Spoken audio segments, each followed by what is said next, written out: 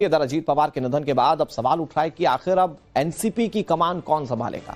महाराष्ट्र की सरकार में उप मुख्यमंत्री का पद किसे मिलेगा एनसीपी की ओर से। हालांकि अभी 13 दिन तक परिवार में शोक रहेगा और उसके बाद ही कोई फैसला होना है, लेकिन सूत्र बता रहे हैं कि अजीत पवार की पत्नी सुनेत्रा पवार को महाराष्ट्र का उप मुख्यमंत्री बनाया जा सकता है।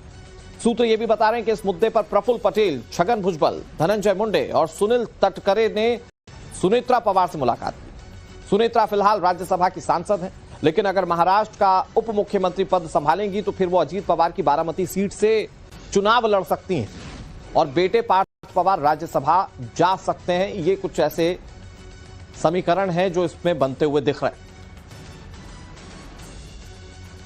महाराष्ट्र के उप मुख्यमंत्री हमारे बीच नहीं रहे, विमान हादसे का शिकार हुए, कल उनकी अंत्येष्टि हुई, लेकिन अब उनकी पार्टी यानी कि एनसीपी को लेकर सवाल है कि आखिर एनसीपी में किसको क्या जिम्मेदारी मिलेगी। और अभी सुनेत्रा पवार को उप मुख्यमंत्री पद दिए जाने की मांगे भी उठ रही हैं और इस बात के कयास लगाए जा रहे हैं कि ऐसा हो सकता है।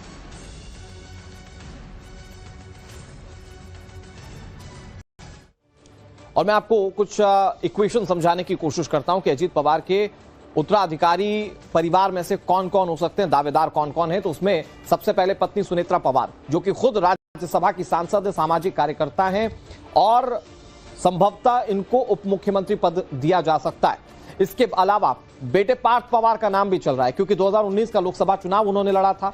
हालांकि अभी सियासत में सक्रिय नहीं है, लेकिन कहा जा रहा है कि बारामती की सीट या तो इनको दी जा सकती है या जिस पर सुनेत्रा पवार राज्यसभा सांसद हैं वो पद इन्हें दिया जा सकता है। यह हो सकता है कि राज्यसभा भेज दिए जाएं अजीत पवार की फैमिली से। फिर बेटे जय पवार की बारी आती है। अभी राजनीति में इनकी कोई सक्रिय भूमिका नहीं है, लेकिन पार्टी में संगठन के स्तर पर इनको कोई बड़ी जिम्मेदारी दी जा सकती है, क्योंकि अजीत पवार को लेकर किस तरह से उनके पार्टी के अंदर उनका क्रेज है, ये किसी से छिपा नहीं।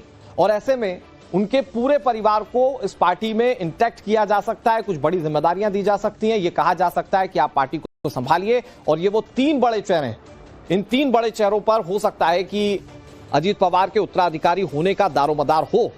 सुनेत्रा पवार हो सकता है उप मुख्यमंत्री बन जाए तो राज्यसभा की सीट वो छोड़ दें, संभवतः वो सीट पार्थ पवार को दी जा सकती है। 2019 का लोकसभा चुनाव पार्थ पवार ने लड़ा था, लेकिन अभी राजनीति में सक्रिय नहीं है। और जय पवार को भी संभवतः राजनीति में या सियासत में संगठन के लिहाज से एंट्री दी जा सकती है। अभी तक अजीत पवार की पार्टी के सर्वे सर्वा थे अजीत पवार ही, और महाराष्ट्र में उप मुख्यमंत्री भी थे, लेकिन अजीत पवार के ना रहने से दोनों पद अलग अलग लोग संभाल सकते हैं। सूत्र बता रहे हैं कि एनसीपी में कई बड़े नेता चाहते हैं कि पार्टी का अध्यक्ष पद प्रफुल्ल पटेल को दिया जाए। मुख्यमंत्री देवेंद्र फडणवीस को इसका एक प्रस्ताव जल्द भेजा जा सकता है, जबकि उप मुख्यमंत्री का पद अजीत पवार की पत्नी सुनेत्रा पवार को दिया जाएगा। इसके कयास लगाए जा रहे हैं। यह फॉर्मूला पार्टी की एकजुटता बनाए रखने के लिए निकाला जा रहा है। फिलहाल प्रफुल्ल पटेल और छगन भुजबल ने सुनेत्रा पवार से मुलाकात भी की है, लेकिन पार्टी की तरफ से अभी कुछ भी ऑफिशियली नहीं कहा जा रहा है। सब कुछ जो खबरें मिल रही हैं वो सूत्रों के हवाले से, और सुनेत्रा पवार ने इस फॉर्मूले पर अभी तक कोई फैसला नहीं लिया। सूत्र ये भी बता रहे हैं कि उन्हें उप मुख्यमंत्री बनाया जाए। अभी इस पर सुनेत्रा पवार का कोई फैसला नहीं आया है, ना ही बीजेपी नेताओं से उनकी कोई बातचीत हुई है। अजीत पवार की 13वीं के बाद हो सकता है कि इस पर कोई फैसला हो। 13 दिन तक परिवार शोकाकुल है और उसके बाद हो सकता है कि तमाम राजनीतिक गतिविधियों को एग्जीक्यूट किया जाए अजीत पवार की फैमिली की ओर से। अब सूत्र बता रहे हैं कि अध्यक्ष और डिप्टी सीएम अलग अलग व्यक्ति को देने का फॉर्मूला पार्टी की एकजुटता के लिए निकाला जा रहा है। तो पार्टी की ताकत भी आपको बता देते हैं कि पार्टी की ताकत क्या है। पार्टी की ताकत है उसके 41 विधायक। महाराष्ट्र विधानसभा में एनसीपी के 41 विधायक पिछले बार चुनाव जीते। एनसीपी के कोटे में एक उप मुख्यमंत्री का पद अजीत पवार संभाल रहे थे। इसके अलावा फडणवीस कैबिनेट में एनसीपी के कुल 9 मंत्री पद हैं। अजीत पवार कोटे में कुल 8 कैबिनेट और 1 राज्य मंत्री का पद है। अजीत पवार ने 2024 में पत्नी सुनेत्रा पवार को राज्यसभा का सांसद बनाकर भेजा था। हालांकि उससे पहले वो चुनाव लड़ चुकी थी, लेकिन उन्हें सांसद बनाकर भेजा गया और अब चर्चाएं हैं कि सुनेत्रा पवार को वो जिम्मेदारी दी जा सकती है जो अजीत पवार अब तक संभालते आ रहे थे, यानी कि उप मुख्यमंत्री उन्हें बनाया जा सकता है। लेकिन एक सवाल यह भी है कि क्या एनसीपी अजीत गुट और चाचा शरद पवार की एनसीपी की नजदीकियां बढ़ रही थी। दरअसल निकाय चुनाव के दौरान पुणे और पिंपरी चिंचवड़ नगर निगम में दोनों गुटों ने मिलकर चुनाव लड़ा और इसी के बाद अटकलें लगाई जा रही थी कि क्या चाचा भतीजे एक बार फिर से एकजुट होने वाले हैं। दोनों पार्टियों का क्या विलय होने वाला है। कुछ सूत्र बता रहे हैं कि 8 फरवरी को इस पर कोई अंतिम फैसला होना था, लेकिन उससे पहले अजीत पवार हम सबको छोड़कर चले गए, उनका आकस्मिक निधन हो गया।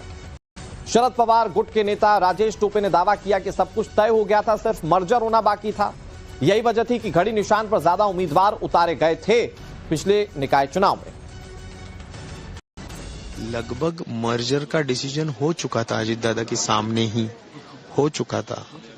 हम विटनेस है उसके, लास्ट मीटिंग्स भी हो चुकी थी। अभी हम तुतारी के ऊपर बहुत कम जगह लड़ रहे हैं, इसलिए ज्यादातर घड़ी पे ही हम लड़े हैं। तो ये उनके सभी लोगों के मान्यता से ये सब कुछ हुआ था।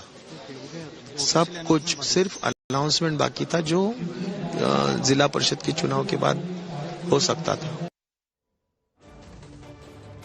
अजीत पवार की प्लेन क्रैश में मौत पर सबसे पहले ममता बनर्जी ने सवाल उठाए थे। इस बीच उनके मंत्री शोभन देव चटर्जी ने भी ममता बनर्जी के बयान का समर्थन करते हुए कई आरोप लगाए। वो कह रहे हैं कि अजीत पवार और बीजेपी की लड़ाई चल रही थी।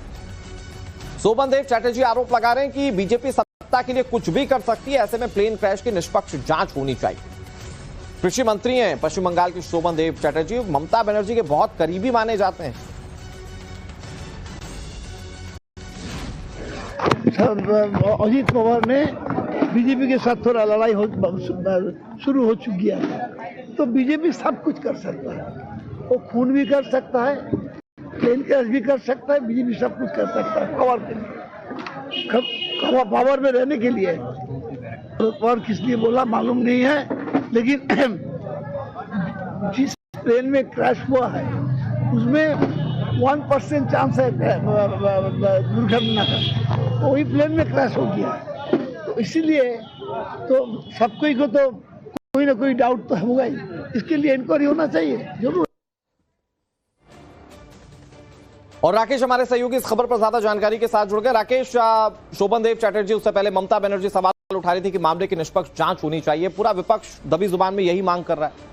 क्या इस मामले में जांच के लिए कदम उठाए जा रहे हैं? और क्योंकि शरद पवार भी कह चुके हैं कि यह हादसा था, इसे राजनीति से नहीं जोड़ा जाना चाहिए, इसके बावजूद जो राजनीति हो रही है इसको लेकर क्या कहा जाए?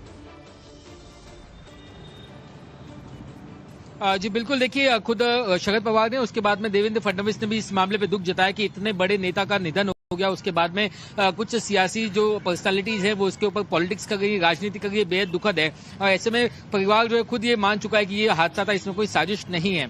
दूसरी तरफ जहां तक अगर मैं बातचीत करूं अभी सियासी संभावनाओं की, तो अपने दर्शकों की आसानी के लिए बता दूं कि संभावनाएं अब बहुत सारी हैं, लेकिन मौजूदा जो स्थिति है वो ये है कि अब जो भी फैसला होना है वो अगले 10 से 15 दिनों के बाद ही होना है। जैसे कि आप अपनी रिपोर्ट में बता रहे थे कि जो शोकाकुल परिवार है वो अब फिलहाल इस पे कोई फैसला नहीं लेना चाहता, लेकिन पार्टी के अंदरूनी खेमे में अलग अलग संभावनाओं को लेकर चर्चा है। जैसे कि एक खेमा जो है वो चाहता है कि सुनेत्रा पवार जो है वही डिप्टी सीएम बने, दूसरा खेमा चाहता है कि राष्ट्रीय अध्यक्ष का जो पद है वो किसी और के पास दिया जाए। लेकिन ये तमाम समीकरण तब बदल जाएंगे अगर दोनों ही एनसीपी एक हो जाती हैं। दोनों एनसीपी का अगर मर्जर हो जाता है तो उसमें दो नए किरदार जुड़ जाएंगे, जिसमें से एक है शरद पवार, एक है सुप्रिया सुले। हालांकि ये बात साफ है कि शरद पवार जो है वो एक्टिव पॉलिटिक्स से अपनी दूरी बना चुके हैं। सुप्रिया सुले जो है वो अपना इंटरेस्ट साफ कर चुकी हैं कि उन्हें दिल्ली की राजनीति में ही उन्हें इंटरेस्ट है, उन्हें महाराष्ट्र की राजनीति में कोई इंटरेस्ट नहीं है। तो ऐसे में ये दोनों जो हैं बाकी तमाम जो अलग अलग दावे उनसे तो दूर हो जाएंगे, लेकिन क्या एक यूनाइटेड एनसीपी के बीच में पार्टी का अध्यक्ष कौन बनेगा, इसके लिए वो फिर भी दावेदार की रेस में आ सकती हैं। तो यूनाइटेड एनसीपी का कौन होगा दावेदार, और इसके अलावा उप मुख्यमंत्री कौन बनेगा, बारामती की सीट पे चुनाव कौन लड़ेगा, ये 3-4 बड़े अहम सवाल हैं जिसका फैसला राष्ट्रीय कार्यकारिणी की बैठक में होगा। और बताया जा रहा है कि ये जो बैठक है, अहम बैठक, ये अगले, और जैसा कि आप राकेश क्लियर भी कर चुके हैं कि उनकी 13वीं के बाद ही कोई राजनीतिक मूव जो है वो एनसीपी के अंदर देखने को मिले। फिलहाल बहुत शुक्रिया आपका हमारे साथ जुड़ने के लिए और तमाम जानकारी देने के लिए।